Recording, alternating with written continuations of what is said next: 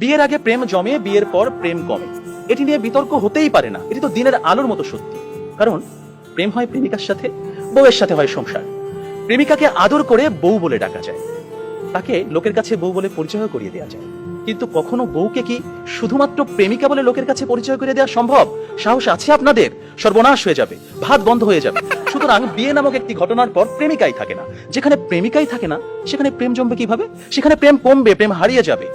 আবার প্রেমিকের দেয়া 2 পয়সার আলতা, কাঁচের চুড়ি কিংবা সস্তায় কেনা শাড়ি, এগুলো প্রেমের সময় প্রেমিকার কাছে থাকে আদরের, থাকে ভালোবাসার, থাকে যত্নের।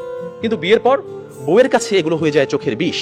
একজন সত্যিকারের প্রেমিকের প্রেমের উপন্যাসে বিয়েই কখনো শেষ পৃষ্ঠা হয় না।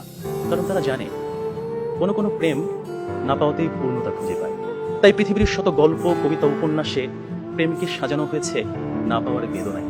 আর এজন্যই প্রেমটা আসলে বিয়ের আগেই, অর্থাৎ না পাওয়াতেই জমে। তাই অবশেষে আমি বলতে চাই, আমি যদি তোমাকে পাই তাহলে বিয়ের পর আমি হয়ে যাব দায়িত্বশীল পুরুষ।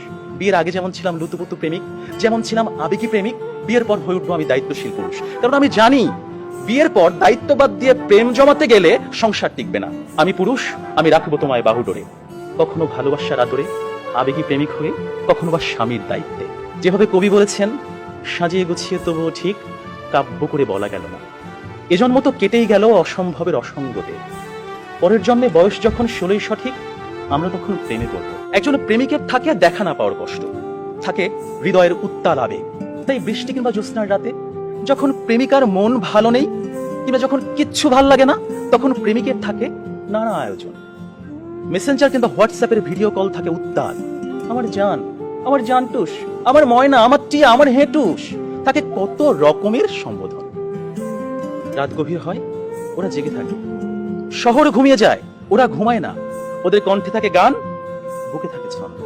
কমলাবরণ মুক্তি তোমার, চাঁদের মতন হাসি, সত্যি করে বলছি আমি তোমায় ভালোবাসি। পান্তা ভাতে কাঁচামরিচ, গরম ভাতে ঘি, তোমার সাথে প্রেম করিতে আমার লজ্জা কি। অথচ বিয়ের পর হাজারো হিসেবের ভিড়ে পদ্য, কবিতা, ছন্দ সব যায় উড়ে। আপনারাই বলুন, এইভাবে কি কখনো প্রেম জমে?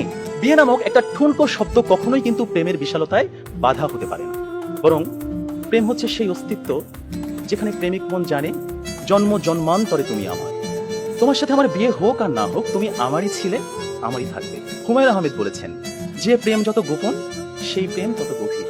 কোনো এক বসন্তের বিকেলে সবাইকে ফাঁকি দিয়ে দুজনে 2 টাকার বাদাম, 1 ঠোঙ্গা ঝালমুড়ি, কিংবা কোনো একটা নির্জন কফি শপে 2 কাপ কফি, বুকে দুরু দুরু ভয়, কফির ধোঁয়ায় ধোঁয়ায় প্রেম জমে কি।